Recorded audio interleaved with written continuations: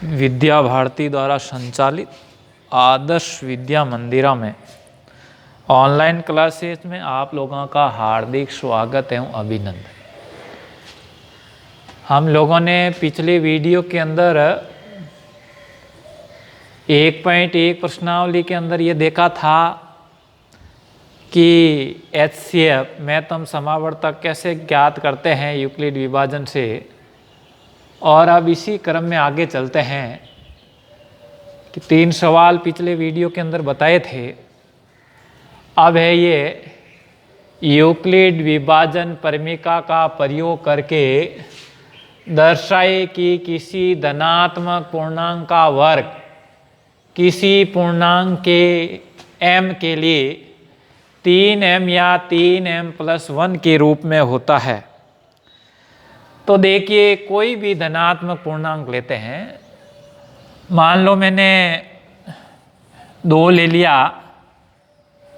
और 2 का यदि वर्ग करता हूँ और उसमें 3 का भाग देता हूँ तो 4/3 तो भागफल और शेषफल।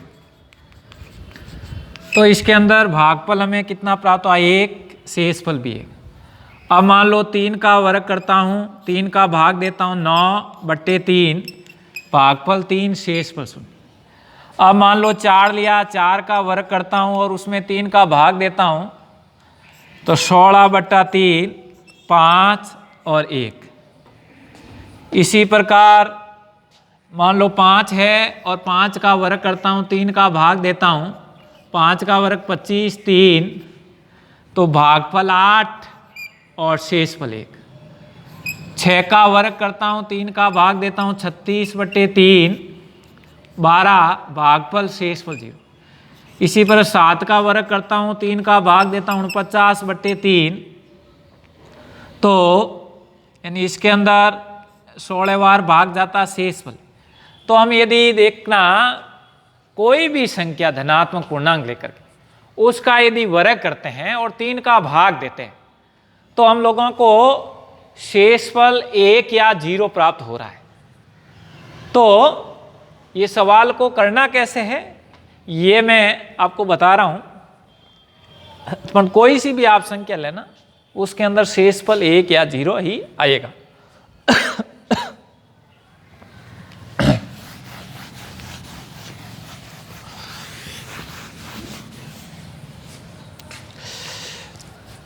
तो माना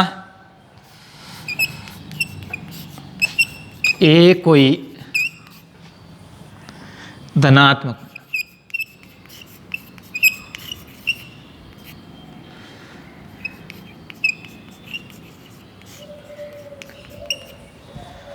अब इसके अंदर तो धनात्मक पूर्णांक है तो a बराबर 3q या 3q + 1 या 3q + 2 का रूप होता है।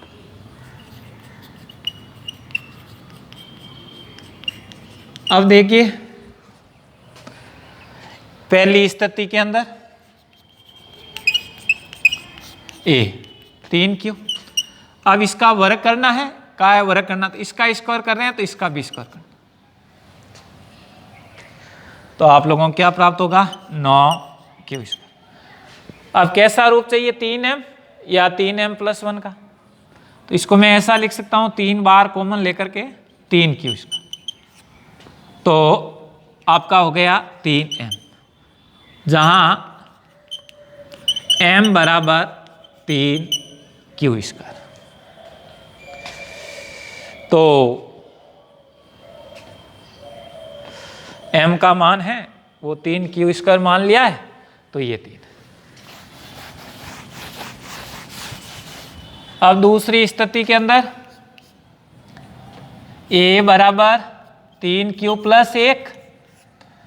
इसका क्या करना है? वर्ग करना। इसका स्क्वायर करेंगे तो इसका भी वर्ग कर दिया। अब हमने देखा a + b का whole square, a² + 2ab + b²। ऐसा हम लिख सकते हैं। तो a का मान 3q है, b का मान 1 है, तो 3q का होल स्क्वायर का मतलब है 3q इंटू 3q, तो 9q² प्लस 2ab। 2 तो ये है ही, a का मान 3q है और b का मान 1 है, तो 2 को 3 से गुणा किया 6 और 6 को 1 से गुणा किया 1 और q को q से, तो आपका हो गया 6q और a का वर्ग करता हूं तो 1। अब हमें इन किस रूप में चाहिए, 3m प्लस a का रूप चाहिए, तो इस दोनों के अंदर यानी कॉमन ले लेते हैं, तो यानी 3 कॉमन आ रहा है, हालांकि q भी आ रहा है परंतु हमें यानी 3 की आवश्यकता है, तो 3 3 9, 3q² प्लस 2q प्लस 1।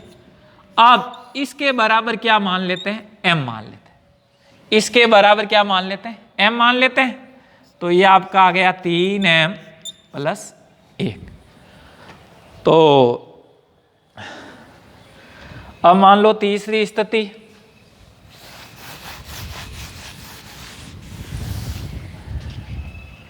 है वो 3q प्लस 2,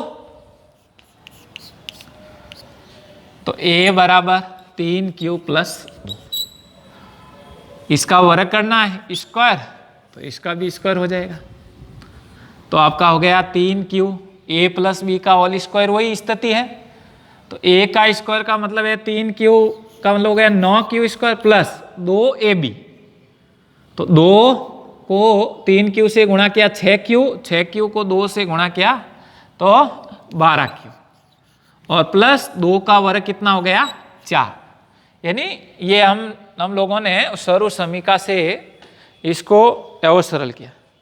तो देखिए यहाँ अब इसको मैं ऐसा लिख सकता हूँ 9q² प्लस 12q, 4 को विभाजित कर दिया यानी टुकड़ों के अंदर बांट दिया, 3 प्लस 1 लिखो और चाहे 4 लिखो। अब इस 3 के अंदर है वो कॉमन लेना है, तो 3 कॉमन आ रहा है, तो 3q² plus 4q plus 1 plus 1। अब इसके बराबर हमने क्या मान लिया, m मान लिया, तो इसका रूप क्या हो गया 3m प्लस 1। तो हम स्थिति 1, स्थिति 2 और स्थिति 3 से देखते हैं, पूर्णांक a का वर्ग है वो 3m या 3m प्लस 1 का रूप होता है। तो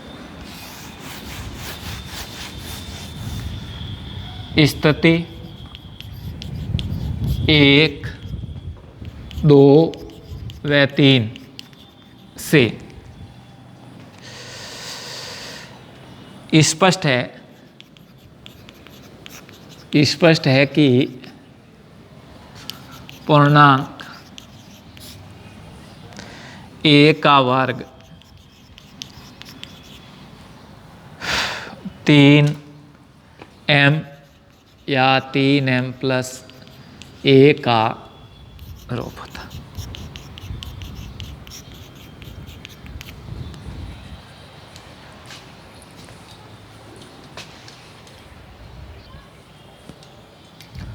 अब देखिए अगला सवाल है 5वां, यूक्लिड विभाजन परिमिका का प्रयोग करके दर्शाए कि किसी धनात्मक पूर्णांक का घन 9m, 9m प्लस 1 या 9m प्लस 8 के रूप का होता है।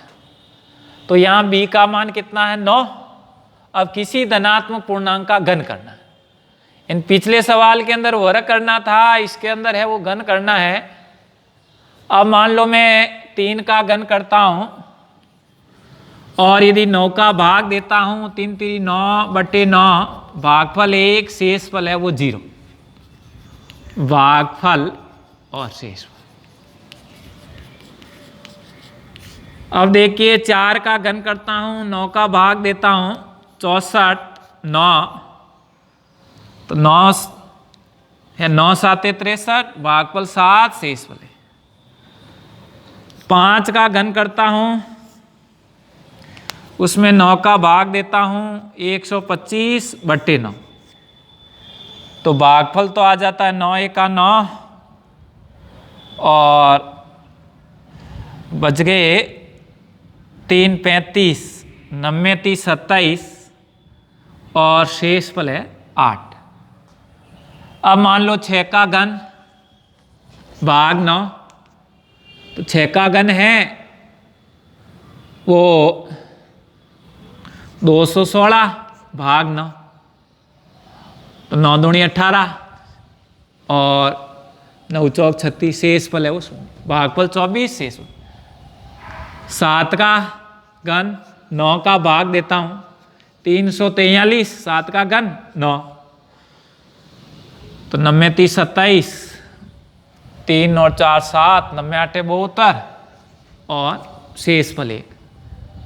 8 का घन करता हूँ और 9 का भाग देता हूँ 512 भाग 9, तो 9 पंजे 45 और 6 62 और 9 छंगा की 54 और बच गए 8। देखिए अब किसी भी संख्या का, किसी भी धनात्मक पूर्णांक का यदि घन करते हैं तो उसके घन के अंदर यदि 9 का भाग देता हूं तो शेषफल 018 018 इस रूप में हमें है वो प्राप्त होता है। तो अब देखिए इस सवाल को करना कैसे है ये देख।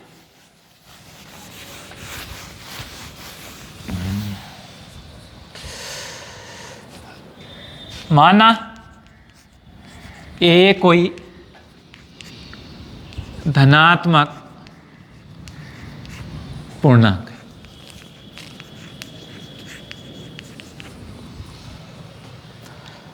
तब यह है 3q प्लस 1 या 3q प्लस 2 के रूप का होता है।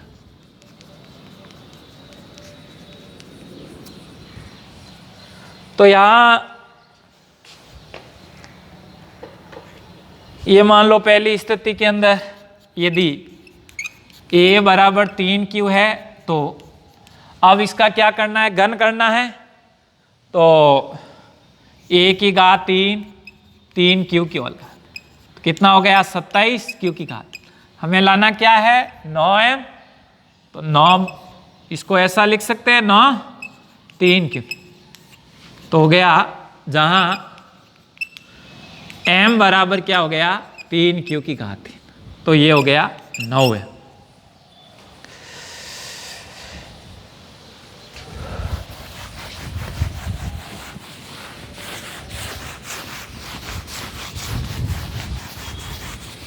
दूसरा इसके अंदर क्या लिया था 3q प्लस 1, तो a बराबर 3q प्लस 1, इसका घन करना है तो इसका भी घन।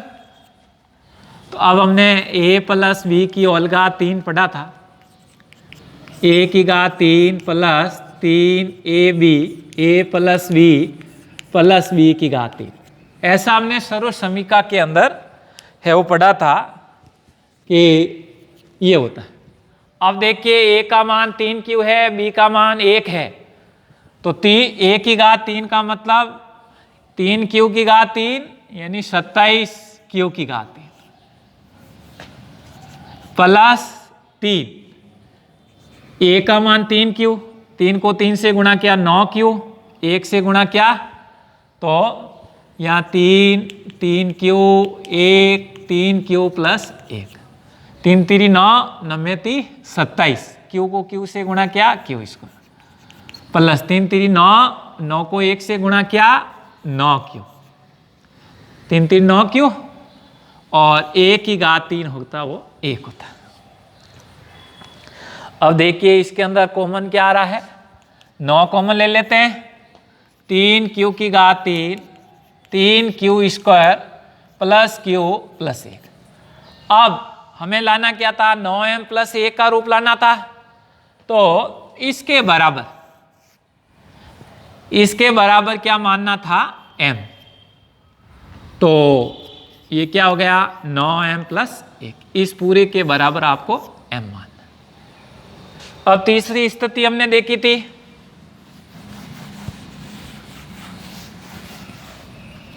a की घात 3 3q प्लस 2 की होल घात, वही स्थिति है ए प्लस बी का होल घात 3 सर्व समीकरण। तो यहाँ कितना हो गया, ए की 27 क्यू की घात प्लस यहाँ 3 क्यू, यहाँ ए की जगह 2 हो जाएगा, यहाँ पर भी 2, तो 3 3 9, और इस 3 को 3 क्यू से 9 क्यू इंटू 2 यानी 18 क्यू, 18 को 3 से गुणा किया तो हो गया 54 क्यू स्क्वायर प्लस 3 3 9 क्यू और 18 क्यू और ये हो गया 36 क्यू। 2 की घात 3 का मतलब क्या होता है 8, तो यहाँ पर भी 9 कॉमन ले लिया तो 3 क्यू की घात 3 6 क्यू प्लस 4 क्यू प्लस 8, इसके बराबर हमने क्या मान लिया है, m मान लिया। तो इसका रूप है वो हो गया हमारा 9m प्लस 8। तो उपरोक्त तीनों स्थितियों से देखने पर यह पता चलता है, उपरोक्त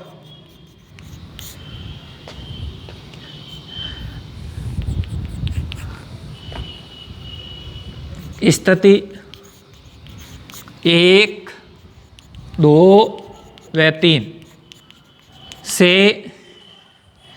स्पष्ट होता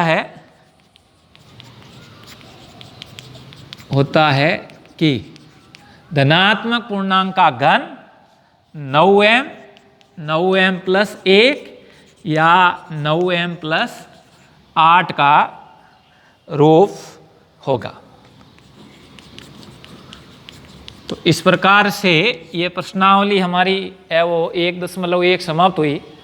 इसके अंदर कुछ सवाल मैं गृह कार्य के रूप में आपको भेज रहा हूँ, वो गृह कार्य के अंदर करना है, और जो श्याम पट पर समझाया है यानी उसकी भी PDF भेज रहा हूँ, और वो आपको कक्षा कार्य के अंदर करना है।